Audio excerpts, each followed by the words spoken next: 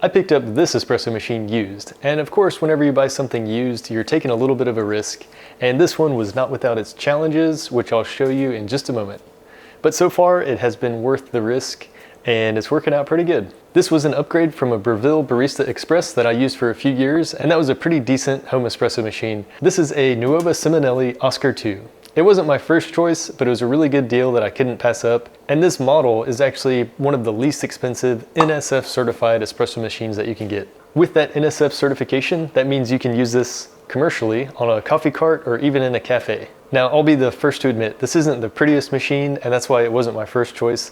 But it's a copper boiler with a heat exchanger, so it has really powerful steam, and you can brew your espresso and steam your milk at the same time, which is awesome, a huge time saver. Whenever I compare this to my previous espresso machine, the Breville Barista Express, I can steam a pitcher of milk that contains enough milk for about 2 lattes in probably a quarter of the time or less. It's really fast. I was able to snag this machine off Marketplace. It was advertised for $400, but I negotiated down to about $350 because it needed a couple little things. So it was a pretty good deal. New, they're roughly like $1,200 or more. All right, so some of the challenges I ran into with this machine, the biggest one being it needed a really thorough cleaning. I actually removed the boiler out of the machine. I removed the heating element. I soaked them all in a solution of vinegar, water, and soap for a while, and then I ended up descaling. I did that cycle at least a few times to get the boiler super clean and the heating element really clean.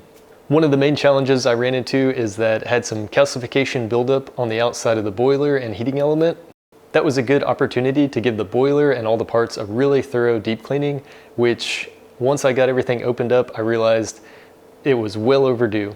The inside of the copper boiler was black and there was a lot of scale residue on a lot of the components. In hindsight, I should have inspected this espresso machine a little bit more thoroughly when I met with the sellers, but thankfully it wasn't in worse shape.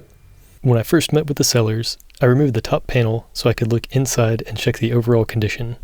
I did notice a little corrosion around the boiler, and I knew that it would need some attention. The Oscar II disassembles really easily, and with 2 more screws I could have pulled off a side panel and a rear panel to get a much better look. Now, this machine worked when I first got it, but you could tell it needed to be disassembled, descaled, and thoroughly cleaned. This was my first time taking apart an espresso machine, and they're actually pretty simple. The heating element was really difficult to remove from the boiler, and I ended up having to use a 1/2-inch pneumatic impact to remove it. I soaked the boiler, water lines, and heating element in a diluted vinegar solution, then descaler until they were as clean as possible. The right side of this heating element shows what it looked like after just the vinegar, and the left side was soaked in descaler after the vinegar solution. I got a sheet of food-grade, high-temp silicone to cut out a new gasket for the heating element instead of using an overpriced rubber gasket. After the boiler and all the water lines were cleaned, I began reassembling everything. I installed the boiler, the water lines, and reconnected the heating element to the harness. The homemade silicone gasket actually worked out pretty well, and I oiled it with a little bit of extra virgin olive oil before assembling, just so it wouldn't snag as much when I was tightening it. All the copper lines cleaned up pretty well, and reassembly actually went pretty smooth. There's not a whole lot of parts. It was just putting everything back together in order and watching out for the sharp edges. I actually forgot to put the insulation on the boiler first, so I had to stuff that around it afterwards, which was a little bit of a pain, but I got it to work. It's kind of weird that the boiler actually just kind of hangs there on all the copper lines. It doesn't bolt to the frame anywhere. After all the copper lines were tightened, I connected a water line to it and turned it on, checked for leaks. Of course, there was a couple leaks here and there, but just by snugging the lines, that got rid of those.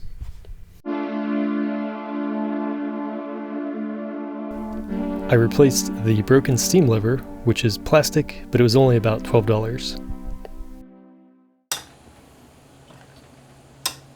Then it was finally time to test it out. And although I spent a lot of time cleaning the heating element, I guess it didn't appreciate being completely submerged, because once it kicked on, it kept tripping the circuit breaker. After researching the issue, I was a little baffled because I verified the resistance and continuity were correct with a voltmeter, but apparently they can short when high voltage is running through them, even if they test out okay. Thankfully, just replacing the heating element fixed this issue, and it was only about a $50 part.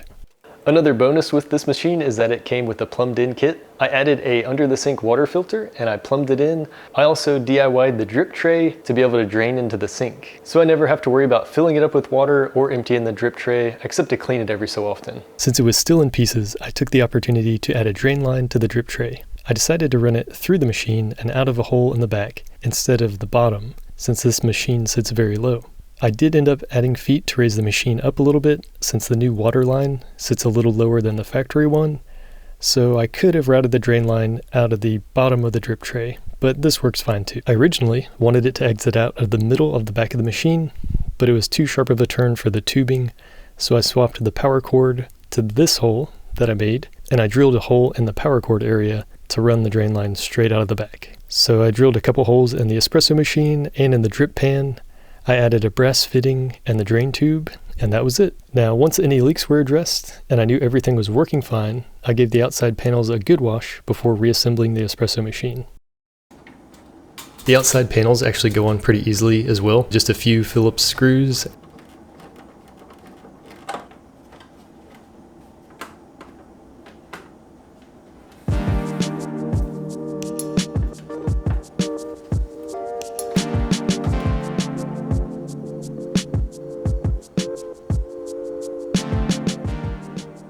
I had to swap the machine in the cover of darkness due to our work and child schedule, but I was able to get it in place without making too much noise.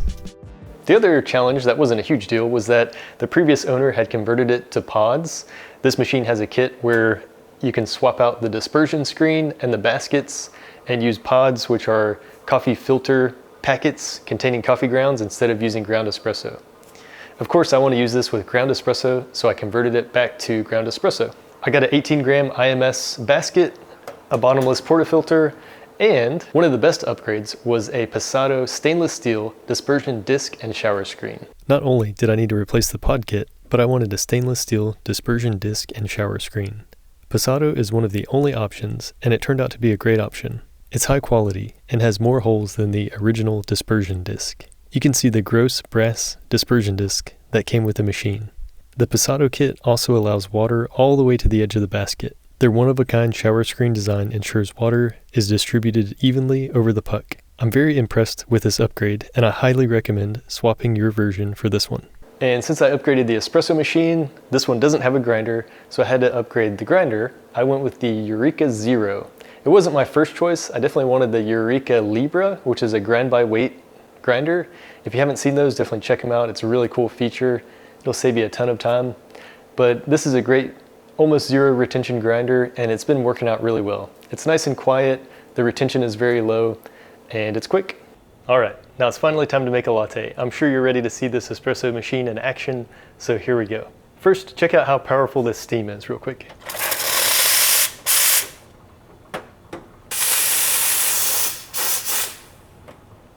Nice and steamy. Okay, I'm gonna start by weighing out 18 grams of beans. Shout out Valor. I'm using the Valor coffee roasters out of Georgia.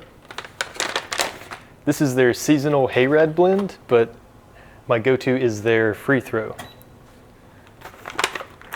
This one is pretty good though. Good job, guys.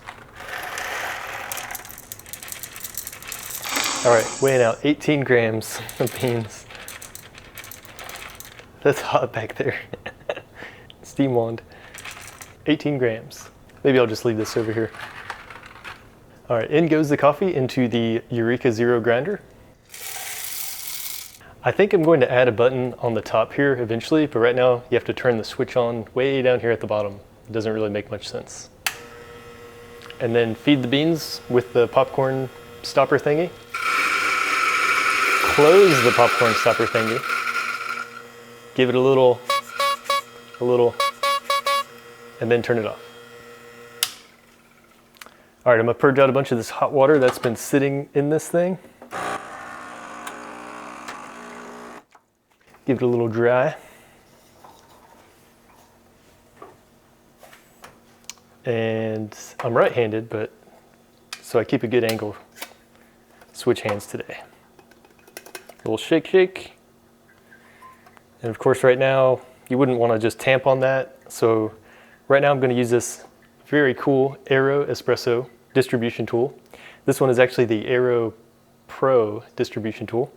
It's made out of aluminum. It's got these little needles in there. It's got magnets around the edge. It just clips on, magnetizes to your portafilter. Give it a few spins, and then I like to give it a little tap right at the end just to kind of settle those grounds so they're not trying to jump out of your portafilter. And this thing works awesome. The company has a cool story of how they got started, but this thing is pretty good quality. It's made out of aluminum. It works great as far as a distribution tool. It's really consistent, which is something I like. I'll just give it a little tap at the end to kind of settle those grounds. And as you can see, oh, and it fits nicely right back on its base. It looks cool too. It's also available in black if your aesthetic is more dark. But as you can see, it makes a nice consistent fluffy bed of coffee ready for you to tamp.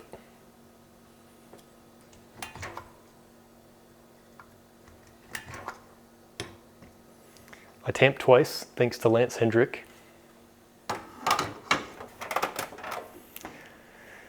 All right, it's ready.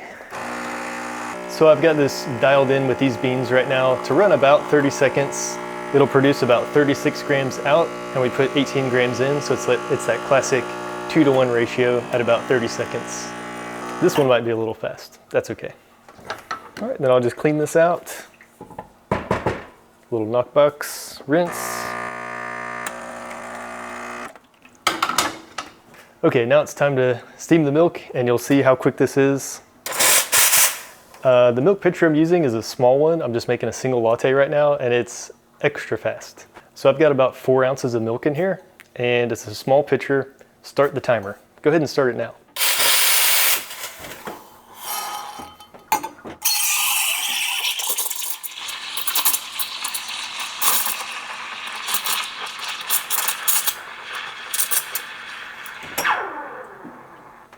That's it, super quick. And of course, super powerful. Super, super.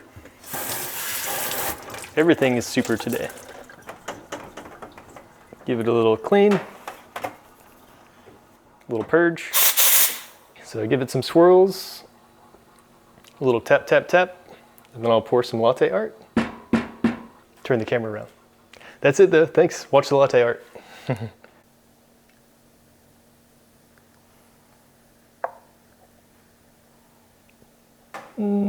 Nope, too chunky. Chunky swan. So my goal for this espresso machine was to make it a really robust, reliable home espresso machine that can pump out some great shots consistently and then steam milk really fast. Anything to speed up that morning routine was a huge plus. Let's face it, this machine's a little ugly, and one of my long-term goals is to maybe customize it and make it look way nicer. So in an upcoming video, I may end up customizing this thing and hopefully make a huge improvement from what it is now. I want to get rid of these plasticky ripples, all the shiny chrome and polished stainless steel. I'm shooting for that like Scandinavian white and wood kind of vibe. So hopefully in the near future, I'll have another video where I customize this machine. Latte. Well, thank you so much for watching. I hope this video was encouraging and gave you an idea of what it may take to restore a used espresso machine or to fix one up. But yeah, go for it. It was cool. It was a good learning experience. Wasn't too difficult. And I've got that experience. I feel more confident now if I need to repair it down the road. And it'll also help when I go to modify it. I think I'm going to add a rotary pump soon. Cheers. Thank you. Bye.